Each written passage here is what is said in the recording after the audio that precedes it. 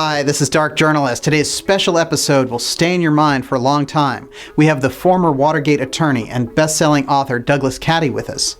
Now, when he was on the show previously, he made headlines around the globe with his stunning revelations about his friend, CIA super spy E. Howard Hunt, and his inside knowledge about the reasons behind the JFK assassination. Now, today, Douglas Caddy will go even further and tell us what the recently released but thoroughly redacted JFK files won't. That forces in the national security state did conspire to assassinate President John F. Kennedy in 1963 because he was about to reveal the secret behind the UFO enigma.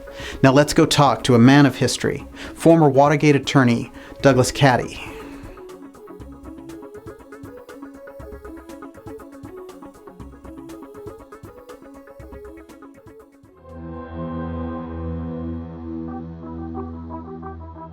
Kennedy was informed early on of the alien presence. In 1947, when John Kennedy was actually in the House of Representatives, he was informed at that time of the alien presence. The Dark Journalist exclusive interview.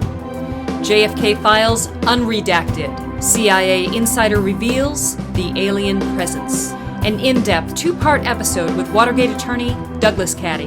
Now, let's go join Dark Journalist Daniel Liszt. Doug, welcome back to the show. It's a great honor to have you with us, just as we're seeing these new JFK record releases come out that the CIA is continuing to block, and we're coming up to the 54th anniversary of the JFK assassination. I can't think of anyone I'd rather speak to about this crucial turning point in our history. Well, thank you, Daniel. Thank you for inviting me to participate in your program today. Yes, it's just fantastic to have you here. Now, we know from our first interview in 2015 that the revelations that you shared were just explosive and really turned history on its head, which is why I think it was largely under a media blackout here in the U.S. Although, as we know, it was widely covered in Europe and around the world with hundreds of thousands of video views. Now, it's been 2 years since we did that first interview, and I want to start off with this. How has it been since you came forward with your revelations and basically spoke truth to power? Oh, well, it's been wonderful. And right now I'm engaged in writing my autobiography. It's called Being There, Eyewitness to History, because Watergate and JFK are among many things, actually, it turns out I've been involved in.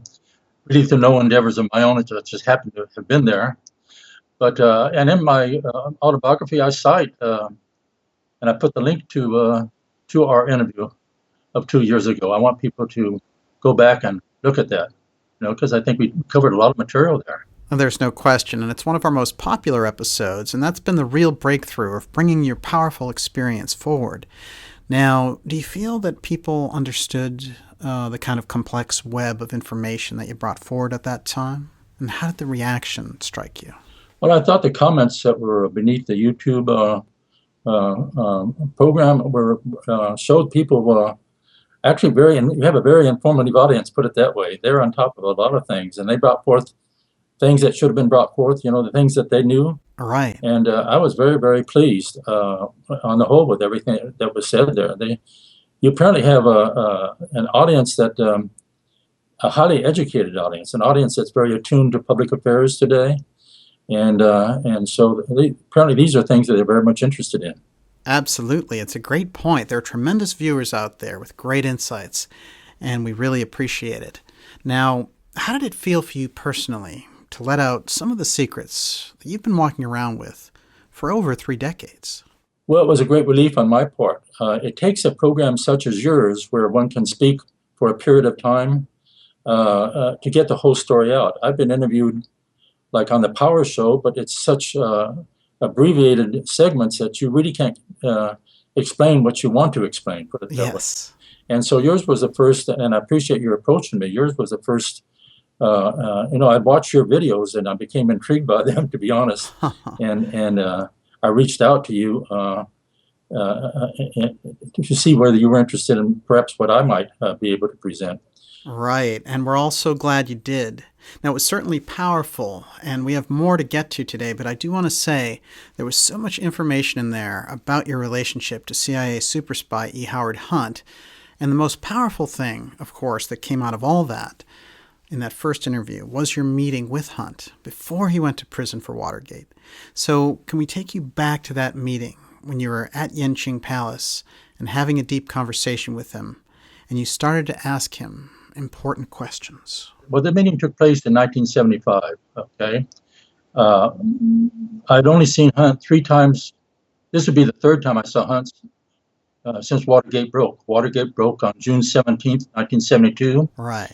which is when Hunt came to my apartment a few hours after the arrest at Watergate and retained me to represent him and the burglars, and called Gordon Liddy, and Gordon Liddy asked me to do the same thing. And then Howard Hunt left my place and he disappeared. He actually left the town upon the instructions of John Dean, who gave him to Gordon Liddy. And so I never had contact again with Howard until, and then I was subpoenaed before the grand jury. And it's a long, involved story, but for legal reasons, he and I could not have a conversation after June 17th for fear of anything that he told me I would have to tell the grand jury. And so the next time I did see him was in December of 1972, and I saw him at the funeral of his wife, Dorothy. Dorothy had been killed in a very mysterious plane crash in Chicago, and I went to the funeral there. It was a Catholic church there in Maryland, and Howard walked across the parking lot and embraced me, and there was tears in his eyes. It was a very emotional scene, and I still remember it vividly. And then the 3rd time I saw him was at this dinner at the Yenching Palace in 1975. And there's a couple of historical details about Yenching Palace. Can you tell us about it? Yenching Palace it's no longer in business. It went out of business about, I'd say, 10 years ago. Washington Post at the time carried an article saying 50 years of secrets to go, because it's being a Chinese restaurant. There's a lot of carry out there, but there were a lot of secrets went on there, among them being where Henry Kissinger talked with the Soviet representatives that settled the Cuban Missile Crisis. But we had chosen that. We both knew of that place, and so I met him there. And just a quick question here. How was this arranged exactly? Did you call him up, or did he find you? It was he who initiated the dinner invitation. Okay. He said, well, I'm going to go to prison, and I feel like we should get together one final time. Before I do so, I want to express my appreciation for what you did and represented me and what you went through and so forth. So we met at the Yenching Palace, and which has wonderful food, and we had really a very cordial and congenial dinner, you might say. But of course, in the back of our minds, both his and my mind, was that he was going to go to prison very shortly. He did serve 3.5 years in prison. So this was the shadow looming over the entire conversation. Hunt was headed to prison for the Watergate break-in. But was it uncomfortable? Because it was a goodbye, yes, but you still needed a lot of answers from him. I knew that I had to ask him certain questions because he was at my apartment for only about an hour and a half on June 17th. And I never did ask him some very basic questions, such as, which is the first one I asked him. I said, Howard, why did you all go into the Democratic National Committee? This has always been a mystery. Even today people talk about it, And he said, well, I sent the burglars in and told them to photograph any document that had numbers on it. And I said, oh, I was slightly insulted, not really, but I mean, that was too much of a brush off, put it that way. I said, Howard, come on now. After all I went through, after all the defendants went through, after the whole world has gone through, you're gonna say that was the reason you went in there? No, there's got to be another reason. Okay, there's got to be another reason. And he just went like that, And so I said, well, Howard, I was a witness at the first Watergate trial. You had pleaded guilty beforehand, so you weren't at that trial. But I was a witness at that trial. I testified on behalf of Gordon Liddy and James McCord, the 2 defendants, and I was also called as a government witness. So I testified in 2 capacities. But in front of me at that trial was this long table. It had all this wiretap equipment on it. Well, all sorts of, I knew there was wiretap, but all sorts of equipment on there. It filled up the whole table, and I said, Howard, I saw all this here. So did you not go back into the Democratic National Committee to repair that bug in that wiretap that was inside there? And he didn't answer. He just went like that. He nodded, and I took that as an assent. He didn't want to verbalize that, okay? So I thought about that for a few minutes, and then I said, well, Howard, there is the issue of the prostitution ring. This has been carried in the newspapers quite a bit, in the media there was a prostitution ring being run out of the Democratic National Committee, allegations to that effect. And actually, about 2 weeks before Watergate broke, there was a major story in the Washington papers about a prostitution ring that had been uncovered on Capitol Hill. And that figures very much in Watergate, because it was another story, but there were two prostitution rings going on. And so I said, did you not go in there to get the book of clients of this prostitution ring? Right. In the back of my mind, knowing Howard was an ex-CIA agent, maybe still a CIA agent at the time, and Gordon Liddy was an ex-FBI agent, that the name of the game really is compromise. By that I mean getting the goods on people, and if they had the book of the list of clients out of the Democratic National Committee, as the book had been discovered on Capitol Hill, they had that book of the clients on Capitol Hill, then very valuable. And I said, did you not go in there to get that book? And once again, he just nodded, but it didn't say anything verbalized. But I took that to mean that he was assenting to what I was saying. Right. And so I thought for a moment. I said, well, Howard. Burglary is a very terrible offense, a criminal offense, and there's got to be a reason to justify a burglary.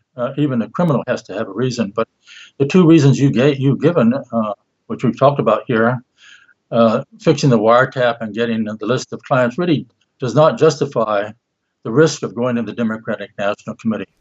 Yeah, so you definitely had a sense that he was leaving something out.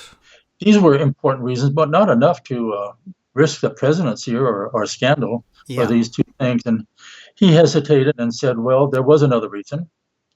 And I said, what was that? He said, well, we believe that within the Democratic National Committee files were Cuban government reports on the Kennedy assassination. And that really stunned me because, something like that never occurred to me. I was not really that familiar with the Kennedy assassination, and the idea that the Cuban government had files on it and so forth. And I said, well, what were in those files? What do you think were in the files that would justify going in to get those? And at that point, he just went like that and said, that's it, no more questions. He didn't want to discuss anything more about anything dealing with Watergate. Okay, and so I went along with that. Obviously, this is our final dinner, so we discussed about other things such as the family turmoil that had gone on in his family. Once Dorothy was gone, and they no longer had a mother, and he was going on to prison. There were 4 children, and teenagers. It was a terrible situation facing the children. So we talked about that and talked about my situation and some other things. And then dinner was over, and we walked outside to the sidewalk. And I thought, well, this is the last time I'm going to see Howard, because he is going to go away to prison, and who knows where I'll be in 3 or 4 years. So I'm going to make one final stab, and I said, well, Howard, why was JFK assassinated? After a pause, he said, Kennedy was assassinated because he was about to give our most vital singular secret to the Soviet Union. I said, wow, our most vital secret. That was sort of stunning that the President of the United States would be doing this. And I said, well, what was that? At that point, he looked in my eyes. He said, the alien presence. He looked in my eyes and shook my hand and walked away. Wow. And that was really the last time I saw Howard Hunt. He went into prison, and we did correspond, subsequently talked on the phone, but I never saw him before he passed away many years later. Just incredible. Now, we do know after 50 years of research that JFK evinced an interest in the UFO file. His close friend was James Forrestal, who was our first Secretary of Defense, and had to deal with that whole wave of UFO reports in 1947 that baffled everyone, especially Department of Defense individuals. But you, hearing this in 1975 from your close friend who had been in the CIA since the creation of the National Security Act in 1947, what did you think when Hunt told you this? At the time, I didn't know what to do with this information. I was not a student of the Kennedy assassination. After all, I was an avid Republican at the time. I no longer am. So Kennedy was the opposition president, and I wasn't really a student of the assassination. And I knew about UFOs and so forth vaguely, but that was not something or aliens, I was really on my radar either. So I did not know, I knew it was important, but I didn't know, I could not attach that significance to at the time, what it really meant. And it wasn't until years later, to be honest, that I joined the Education Forum, which anyone can join. It's out of London, part of Spartacus, the JFK assassination topic. John Simpkin at the time, he had founded that. He's a very famous scholar in England, prominent scholar. And they actually had started a topic on me because I had emerged as the attorney for Billy Saul Estes. Right, and we did cover Celestes in the last round, but just for context here, can you tell us the kinds of things that he was telling you and going on the record with? He said that LBJ was behind the Kennedy assassination. Okay, and so that's why the Education Forum was interested in me. Right. And as a result of that, I became, I'm still not an expert on the Kennedy assassination, but I've read so many of the postings there. I've come to admire these people.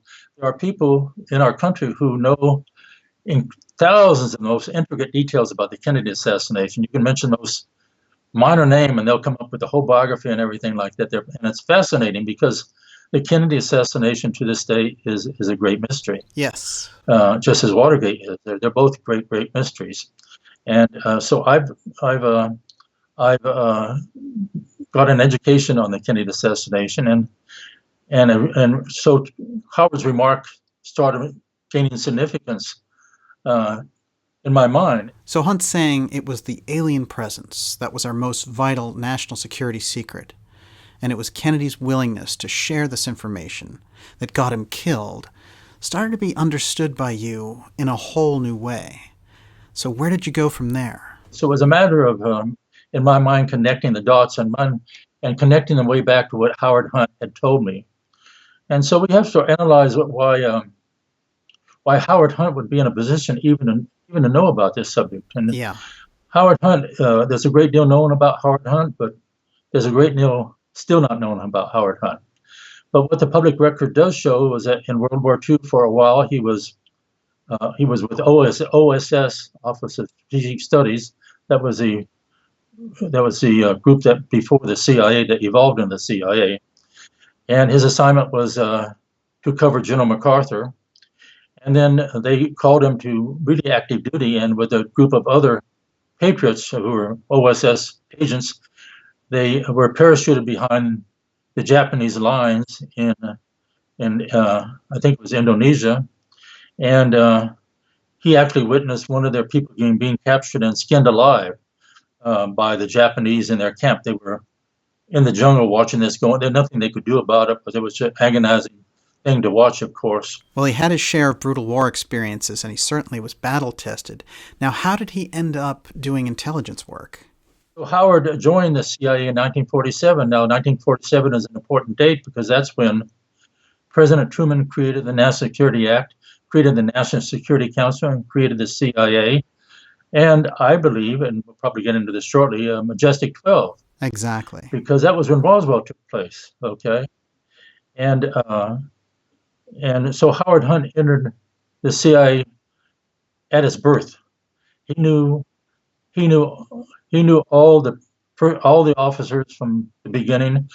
He was placed in the Mullen Company, which is where I met him, which was a public relations firm in Washington, by Richard Helms, the director of the CIA, upon his alleged retirement. I don't think he actually retired, but it was alleged retirement. Right. And so 1947 was a very, very important date. And so he rose up through the ranks of the CIA. And for instance, he wrote the book, Ghost wrote the book, The Craft of Intelligence by Alan Dulles, which is still today considered a remarkable piece of writing on the craft of intelligence. Mm-hmm. He was involved in the planning of the Bay and Pigs and so forth. And so, and in my situation, he invited me at one time to meet the general counsel of the CIA. I was interviewed by Howard and the general counsel to become a CIA agent. I turned down the opportunity, but he had such a relationship with Lawrence Houston, the general counsel of the CIA, that he could ask to join asked him to meet with me at a restaurant outside the CIA to discuss my joining the CIA. Amazing. So I'm just emphasizing that his roots ran very deep within the CIA. He had great knowledge of the CIA. There's no question his roots were there, and he was such a valued agent, which is why when he tells you in private that the alien presence is our most vital national security secret, there's a lot of heft behind it. But when we look behind the corridors of power there in Washington at that time, how do you think they're reacting to this UFO file with the knowledge of the alien presence? The way I view this situation is this.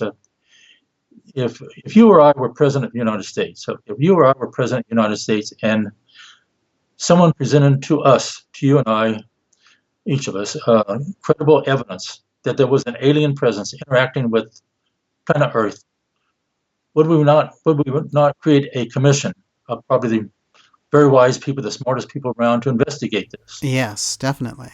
And if we were president and nobody ever presented this credible evidence, never brought it up, what would we do? We probably wouldn't do anything at all. So the question is what Harry Truman did.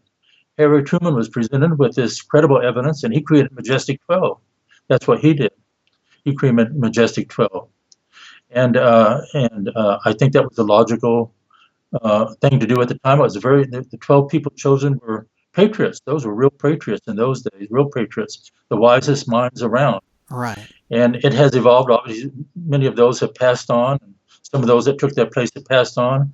It still exists. I have no idea what it's called today, or what its actual structure is. But every president since then, from Eisenhower to the present one, Trump has had to have some knowledge or dealings of some sort with the idea of there being a government above our government. Yes. And actually, President Clinton at one time said publicly that he said this to Sarah McClendon, a reporter. He said, "I've concluded there is a government above my government. So there is a government above our government, above the president." Mm-hmm. It exists today. No question.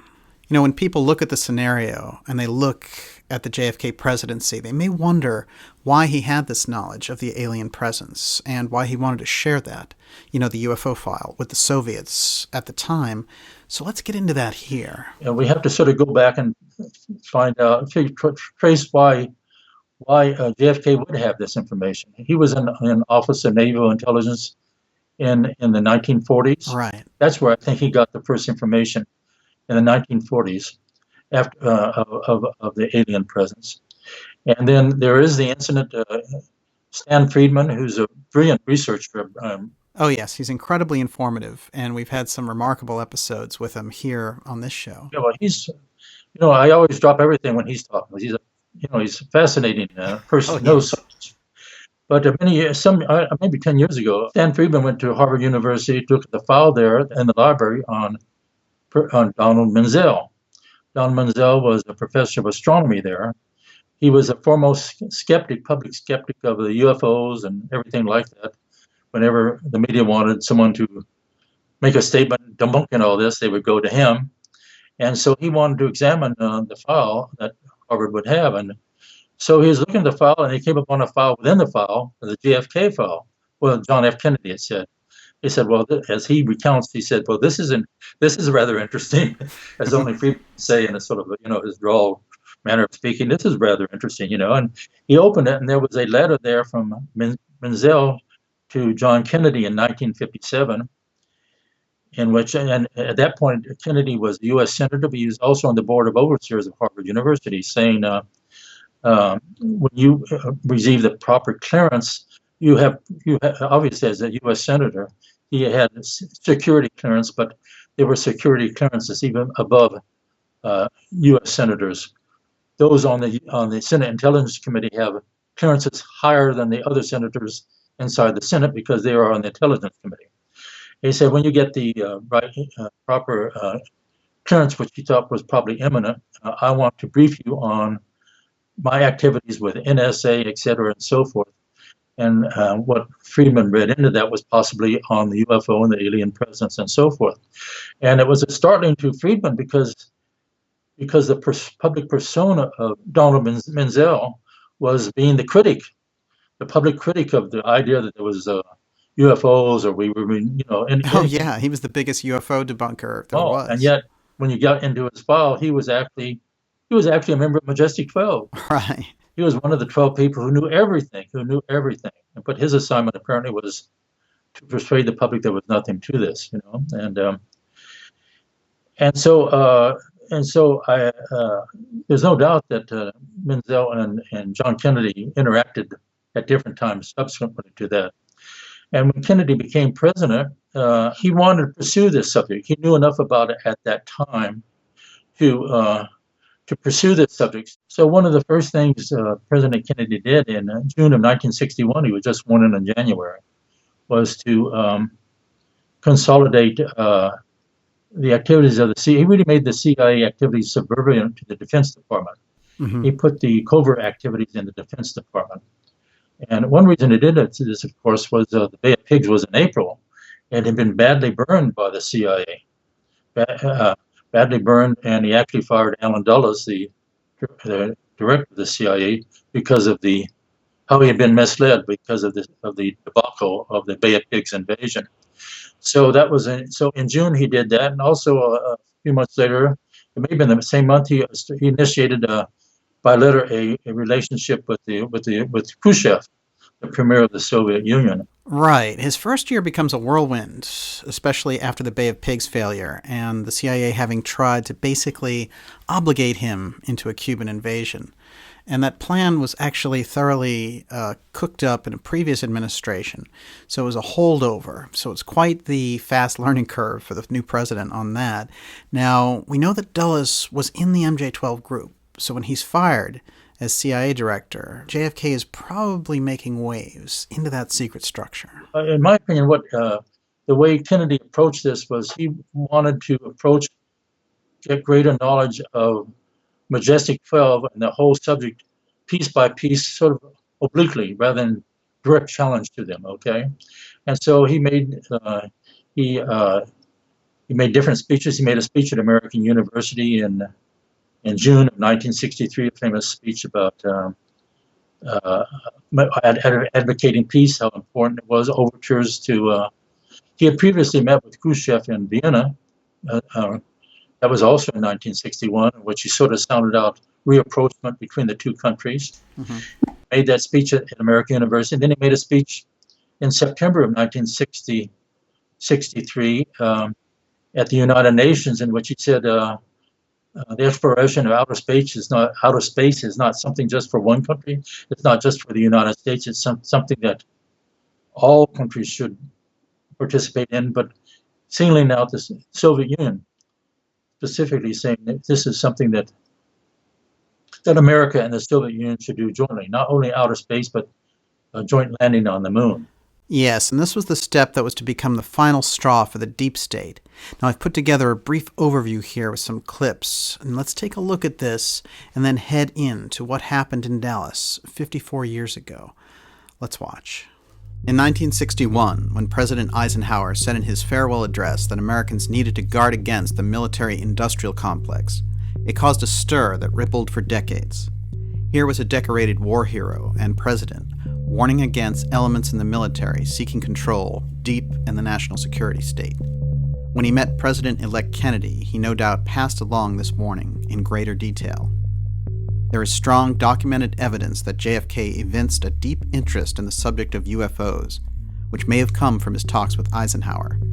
A loadmaster for Air Force One named Bill Holden later recounted a conversation where Kennedy remarked, quote, "I'd like to tell the public about the alien situation, but my hands are tied," unquote. This mindset made JFK deep enemies in the covert breakaway security state that coveted their position as the only group with access to knowledge of the alien presence and reverse-engineered technology. President Truman had originally created this group to study the phenomena, but they had exceeded their mandate and were assuming more authority and secrecy over the hidden information. Finally, in the fall of 1963, JFK made a deal through private channels with Russian leader Nikita Khrushchev to enter into a joint mission to the moon and for space exploration. This deal was later confirmed by Khrushchev's son, Sergei. JFK decided the surest way to peace was cooperation in space. To this end, he instructed the administrator of NASA, James Webb, to institute his policy of a joint space mission with Russia, and substantial information sharing.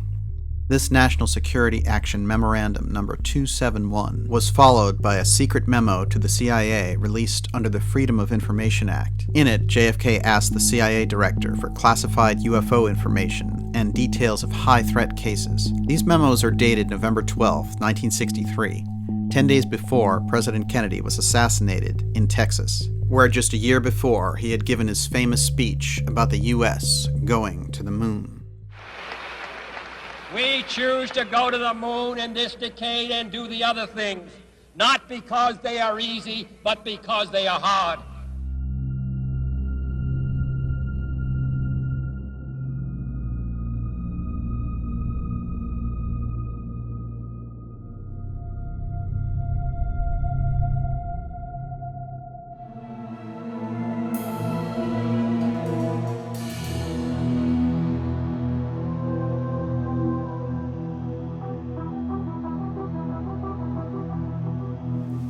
And I want to mention here that some clips of my appearance on HBO Vice News 54th anniversary coverage of the JFK assassination, where I brought up Douglas Caddy and E. Howard Hunt and the story of the UFO file in relation to Kennedy's assassination, is available at darkjournalist.com for viewing.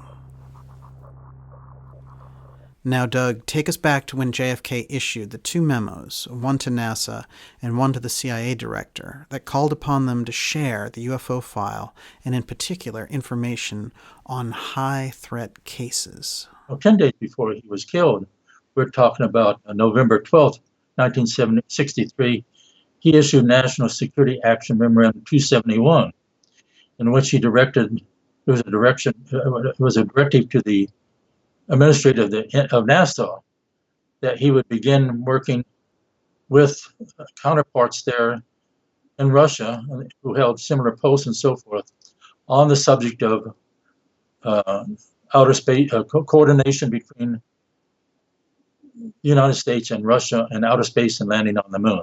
Right. And behind the scenes, he and Khrushchev were exchanging information too, and had their emissaries and so forth. I've always believed that this Russian agent, this woman that Hoover forced to flee, deported from the country. Right, and that's this beautiful East German named Ellen Romich. Now, what did Hoover do to her? He confronted JFK and forced her deportation because he considered her a spy. But I think she was an emissary between Kennedy and Khrushchev, just as Judith Exner Campbell was the emissary between Kennedy and Giancana, the mafia don there in Chicago. Yes. And the planning of what might happen in Cuba with perhaps the killing of Castro or whatever, you know. And so Kennedy did have these sexual liaisons with these people, but maybe there was a reason why. Right. In addition, but the great fear was maybe pillow talk. What did he say during the pillow talk, especially to the Russian agent? And so you have to look at this through the eyes of the intelligence community. Here's this president who's making an end run around us to the Soviet Union, dealing directly with Khrushchev, conversing with him and letters and so forth. And he has this Russian. Right, he's got his own back channel. And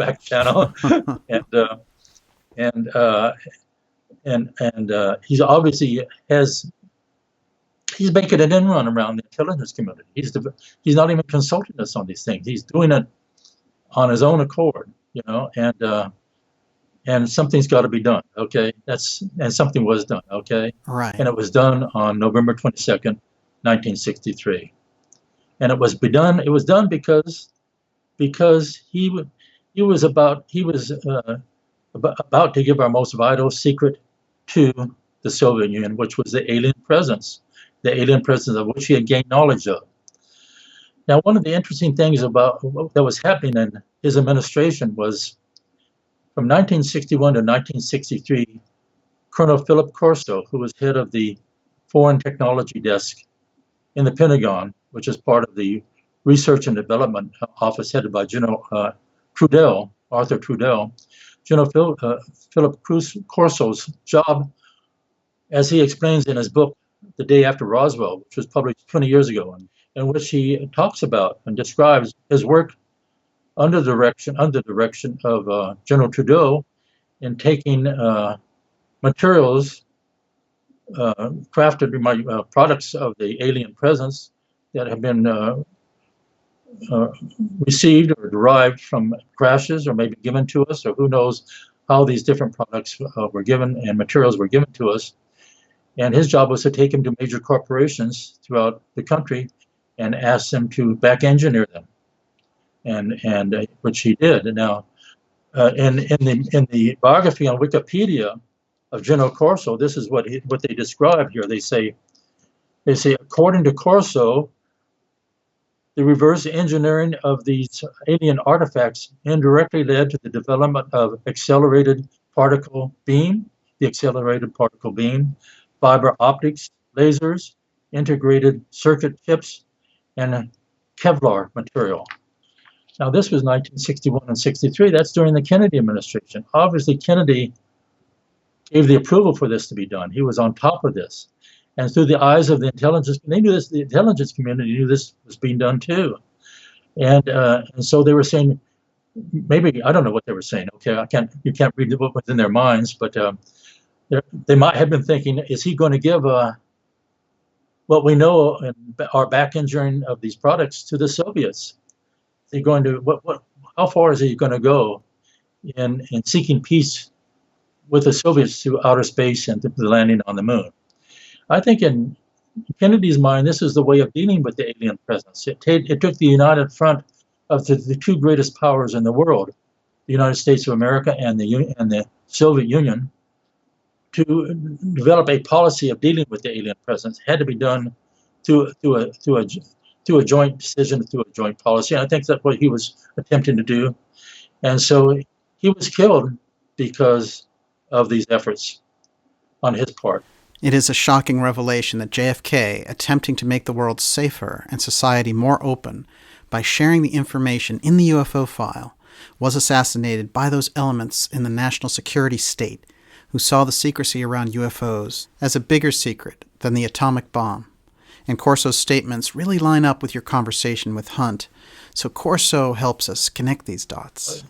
1961 to 63, that's when Colonel Corso did this work. That's about 55 years ago. And he just took those materials, which I've just enumerated from, which he enumerates in his book, which is in Wikipedia. But you can imagine what has been taken to the corporations for back engineering since then, that we are now enjoying the fruits of. And also is it not true you have done programs on the secret space program and on dark journalists? Is that, oh, yes. And I would have reason to believe that many of the technological developments in the secret space program, of which we have no knowledge of, we don't have the pay grade, you might say, to know what's going on. They're incredible developments that have been back engineered and been given to us by the alien presence. Doug, I want to thank you for coming forward with your revelations about the CIA, the JFK assassination, and the alien presence. Now, you didn't have to do it. Of course, you could have played it safe and just come out with your biography on all the historical events that you were involved with. But instead, you showed a lot of courage and stepped forward to set the record straight, and we all appreciate it. Well, thank you for interviewing me, and thank you for all the work that you do, Daniel.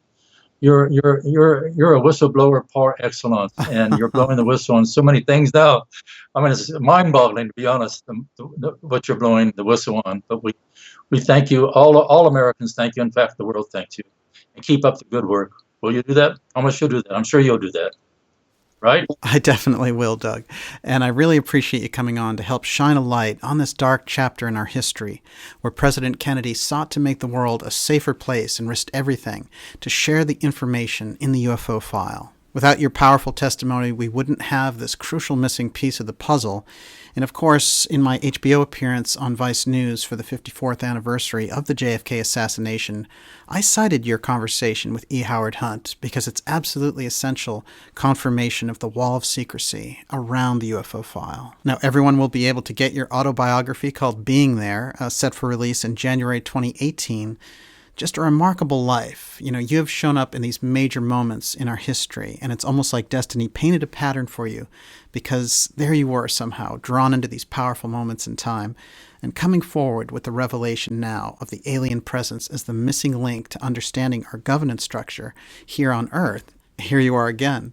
Now we're going to launch right into part 2 here, which everyone is going to want to stick around for, but let me give you the last word, Doug. Well, thank you so much. We'll see. The book is titled Being There, Eyewitness to History, and it'll be out in January. Okay. And there'll be things in there that we didn't have time to touch upon, but I think people will find interesting, not only about the Kennedy assassination, but about Watergate and about LBJ. Well, a number of things too. Okay, Koreagate, a number of things. Right. So thank you once again, Daniel, for inviting me to be your guest today. And we'll do part 2 right now with just amazing information. Great, thank you. Thank you for joining me for this fascinating episode with former Watergate attorney Douglas Caddy on the JFK Assassination Files Unredacted. You can find more special reports, deep interviews, and documentaries at www.darkjournalist.com. You can also subscribe to our YouTube channel to receive the latest videos. See you soon.